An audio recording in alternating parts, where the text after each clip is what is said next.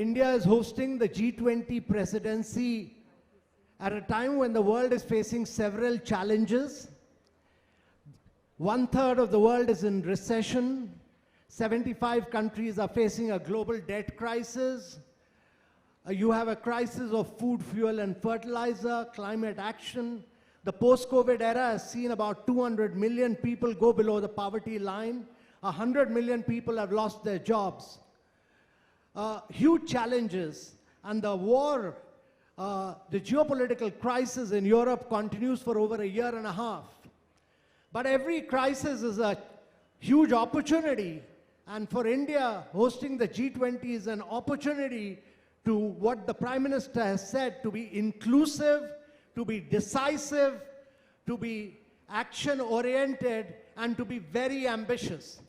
So India's been very ambitious in its G20 presidency. Unlike other G20 presidencies, India has taken the G20 presidency to all the states of India.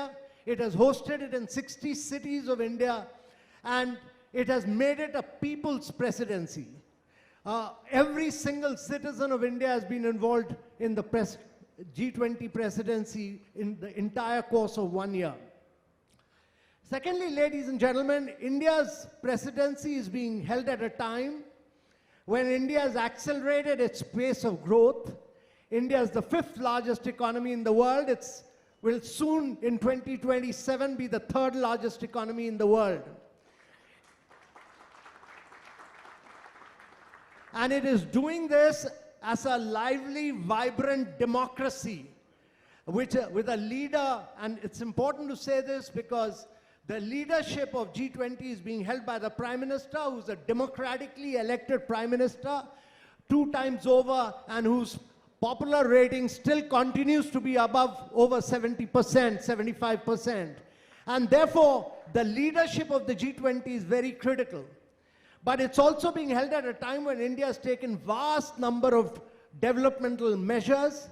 In the last 7 years, we've constructed over 40 million houses, which is like making a house for every single Australian. We've made over 110 million toilets, which is like making a toilet for every single German. We've provided water to 223 million households, which is like providing water to every single citizen of Brazil. And we've made 55,000 kilometers or square kilometers of roads, which is almost 5 times the diameter of the earth. Ladies and gentlemen, India's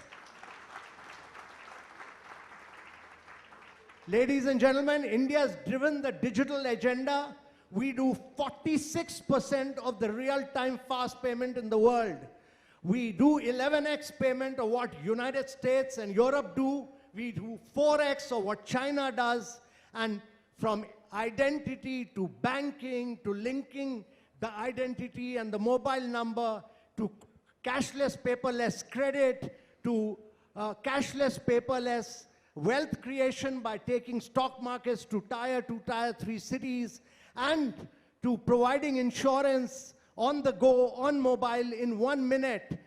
This is a huge disruption which Indian startups have carried out. Vast number, we have over 110,000 startups. We've been able to build the 3rd biggest startup movement, and this is a remarkable feature that all the disruptions are today being carried out by young entrepreneurs who've become great national assets for India. So ladies and gentlemen, India has done, this is the political, the developmental, and the ideological strategy, development philosophy behind India, that we believe that despite different political ideologies, different geographical boundaries, we all come from the same cosmos, and we need a human-centric approach, and that is why Vasudhaiva Kutumbakam, one earth, one family, one future. And the 3rd key thing is what are the key priorities which India is pushing for? During India's presidency, the key is that we'll drive for strong, sustainable, inclusive, balanced growth. And growth is critical for the world because, as I said, the world is getting into recession. And therefore, after every COVID, every pandemic, the world has seen, historically has seen 6 years of protectionism. It's important for the world to get away from protectionism because free trade has lifted people above the poverty line. Vast segments of the world have gone above poverty line because of free trade. And India's key priority is growth with free trade by breaking protectionism in the world. And that will be one of our key strategies.